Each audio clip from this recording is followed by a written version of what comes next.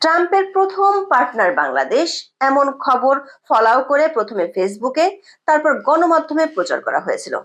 সরকারি সংস্থার পক্ষ থেকে এমন খবর আসে, বিষয় ছিল যুক্তরাষ্ট্রের বেসরকারি প্রতিষ্ঠান আর্জেন্ট এলএনজির কাছ থেকে তরলীকৃত গ্যাস আমদানির চুক্তি করেছে বাংলাদেশ। অথচ এ ধরনের চুক্তি করা যাদের এখতিয়ার, সেই পেট্রোবাংলা বলছে তারা বিষয়টি জানেই না। বিষয়টি যেন যার বিয়ে তার খবর নেই, পাড়াপড়শির ঘুম নেই অবস্থার মতো।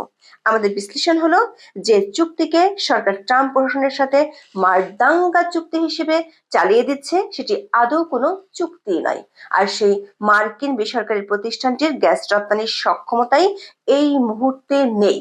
সরকারের তরফ থেকে এমন স্ট্যান্ডবাজির ঘটনায় পুরো বিষয়টি হাস্যরসে পরিণত হয়েছে, যেটির মূল উদ্দেশ্য ছিল জনসমক্ষে প্রচার করা ট্রাম্প প্রশাসনের সাথে ইউনূস সরকারের সুসম্পর্ক তৈরি হয়েছে। চলুন যাওয়া যাক বিশ্লেষণে। এই প্রচারের আয়োজক হলেন বাংলাদেশ বিনিয়োগ উন্নয়ন কর্তৃপক্ষ বা বিডারের নির্বাহী চেয়ারম্যান আশিক চৌধুরী।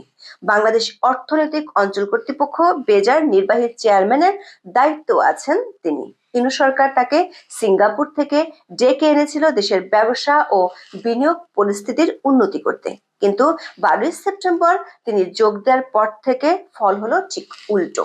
22 জানুয়ারি প্রথম আলোর এক প্রতিবেদনে বলা হয়, দেশে প্রত্যক্ষ বিদেশি বিনিয়োগ বা এফডিআই এর খরা কাটছে না, উল্টো পরিস্থিতির অবনতি হচ্ছে। গত অর্থ বছরের তুলনায় কমেছে 71%। বাংলাদেশ ব্যাংকের পরিসংখ্যান বলছে এমনটা গত 11 বছরে কখনো হয়নি। একই অবস্থা বেসরকারি বিনিয়োগেরও। এমন পরিস্থিতিতে আকস্মিকভাবে যুক্তরাষ্ট্রের বেসরকারি প্রতিষ্ঠানের সঙ্গে এলএনজি আমদানির চুক্তি করার তথ্য জানালেন আশিক চৌধুরী।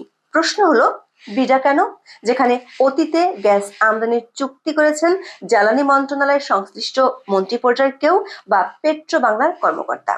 দেশে এলএনজির একক ক্রেতা পেট্রোবাংলা, অথচ এই চুক্তির বিষয়ে তারা কিছুই জানে না।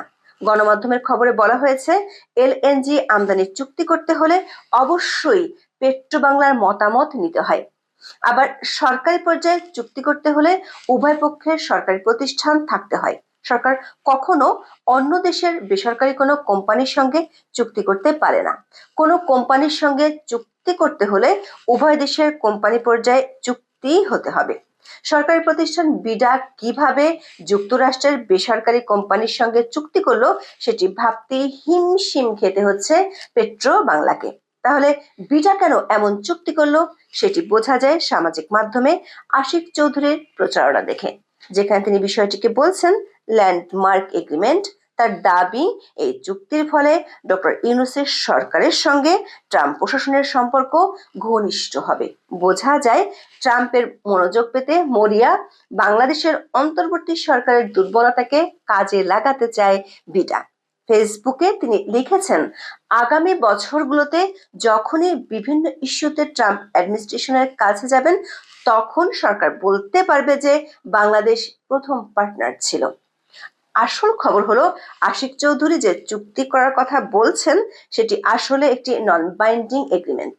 নন বাইন্ডিং এগ্রিমেন্ট কখনো চূড়ান্ত কোনো চুক্তি নয়। এতে উল্লেখিত শর্তগুলো মেনে চলতে কোনো পক্ষই আইনিভাবে বাধ্য থাকে না।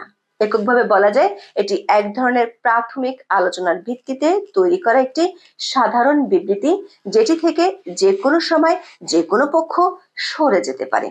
এখানে যা লেখা থাকে তা কেউই মানতে বাধ্য নয়। এ ধরনের একটি প্রাথমিক পর্যায়ের সমঝোতাকে এলএনজি আমদানির ল্যান্ডমার্ক এগ্রিমেন্ট হিসেবে দাবি করছে সরকার। আরো মজার বিষয় হলো, আমেরিকার যে প্রতিষ্ঠানের সঙ্গে নন বাইন্ডিং এগ্রিমেন্ট করা হয়েছে, তাদের পক্ষে আগামী 3-4 বছরের মধ্যে গ্যাস রপ্তানি করা সম্ভবই নয়। যুক্তরাষ্ট্রের কোম্পানির নাম আর্জেন্ট এলএনজি। এই প্রতিষ্ঠানের ওয়েবসাইট ঘেঁটে আমরা দেখেছি তারা গ্যাস রপ্তানির অবকাঠামো নির্মাণের কাজ মাত্র শুরু করেছে। সেই সক্ষমতা আসবে আরো 4 বছর পর। প্রশ্ন হলো, যুক্তরাষ্ট্রের অনেকগুলো কোম্পানি যেখানে ইতিমধ্যে এলএনজি রপ্তানি করছে, তাদের কাছে না গিয়ে সরকার কেন আর্জেন্ট এলএনজির মতো নাম সর্বস্ব প্রতিষ্ঠানকে বেছে নিলেন? এমন কোম্পানির সঙ্গে নন বাইন্ডিং এগ্রিমেন্টকে ফলাও করে কেন ল্যান্ডমার্ক এগ্রিমেন্ট হিসেবে প্রচার করা হচ্ছে? জ্বালানি খাতে এর আগেও আমেরিকান প্রতিষ্ঠানের সঙ্গে চুক্তি করেছে বাংলাদেশ। সে সময় এমন লেজে গোবের অবস্থা দেখা যায়নি। বাংলাদেশে এলএনজি আমদানিতে এর আগে যুক্ত হয় আমেরিকান প্রতিষ্ঠান অ্যাক্সিলারেট এনার্জি।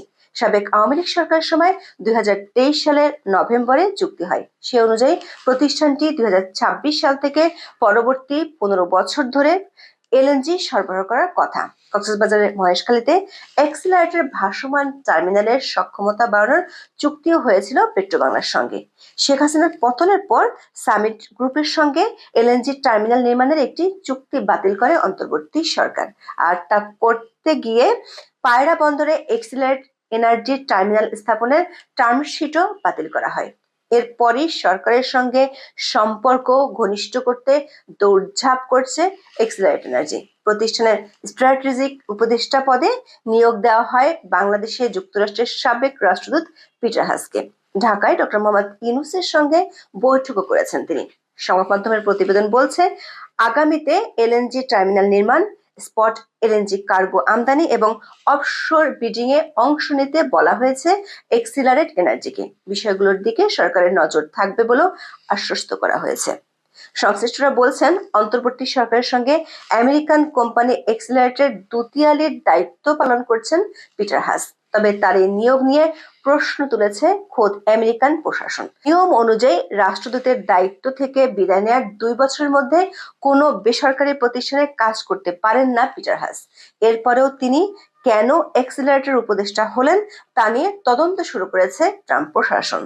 আমাদের পর্যবেক্ষণ হলো, দেশের বিদ্যমান রাজনৈতিক পরিস্থিতিতে সামাজিক মাধ্যমে প্রচারণা হলো ট্রাম্প প্রশাসনের সাথে ইউনূস সরকারের সম্পর্ক বেশ শীতল। সেই শীতল সম্পর্কে উষ্ণতা আসছে এমন ধারণা দেশের মানুষের মধ্যে দিতে চায়। আর তা করতে গিয়ে ঘুম হারাম হয়ে যাচ্ছে কি অনেকের। না হলে কেন এখতিয়ার বহির্ভূতভাবে একটি অক্ষম প্রতিষ্ঠানের সাথে চুক্তির খবর ফলাও করে প্রচার করা হবে। আজ এ পর্যন্ত। ভালো থাকুন, সুস্থ থাকুন, নিরাপদে থাকুন। দেখা হবে আগামী পর্বে।